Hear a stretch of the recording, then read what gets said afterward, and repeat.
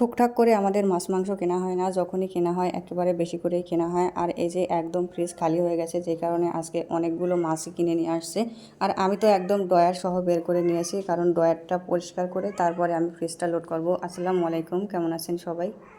আগে ফ্রিজের কোনো কিছুই আমি খাইতে পারতাম না। কোনো কিছু খাইতে লাগলে তার মধ্যে যদি এক টুকরাও ফ্রিজ থেকে রাখা কোনো মাছ মাংসের পিস থাকতো তাহলে আমি বুঝতে পারতাম। আর এখন ফ্রিজের জিনিস খেয়ে খেয়ে একেবারে অভ্যাস হয়ে গেছে।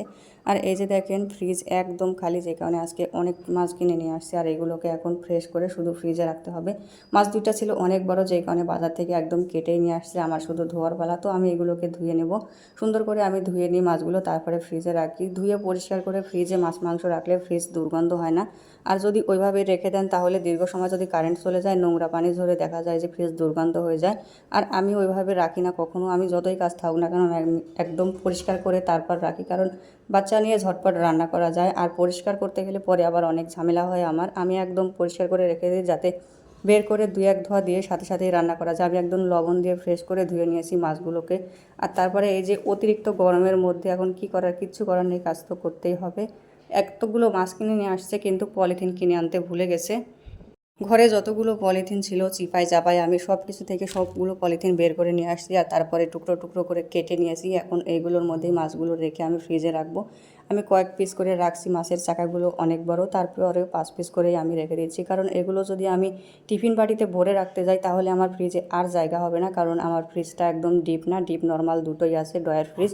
তো আমি এই যে পলিথিনে ভরে নিচ্ছি। আর তারপরে বড় মাছটার মধ্যে অনেকগুলো তেল ছিল, তো তেলগুলো আমি টুকরো করে কেটে নিয়েছি। এবার প্রত্যেকটা প্যাকেটের মধ্যেই এক টুকরো করে দিয়ে নিলাম। আর তারপরে এই যে দুইটা মাছ আমি প্যাকেট করে দুই সাইডে রেখে দিয়েছি। আর তারপরে এই যে ড্রয়ারের মধ্যে ভরে দিলাম, ড্রয়ার তো একদম ভরে গেছে। আর তারপরে কিছুটা রেখে দিলাম এখন রান্না করার জন্য। মাছ মাংস কিনে নিয়ে আসলে আমার যতই তরকারি থাকুক না কেন আমি রান্না করার চেষ্টা করি। তো আজকেও কয়েক চাকা মাছ রেখে দিয়েছি। আর তারপরে এই যে মাছের এটা হলো ফুলকা, এটা আমার অনেক বেশি পছন্দ, এটাও রেখে দিয়েছি।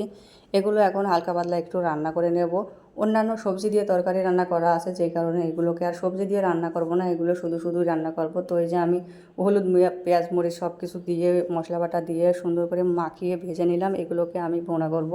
এখন বর্তমানে বর্ষার সিজনে পেঁয়াজ মরিচের অনেক দাম, মনে হচ্ছে যেন রমজান মাস।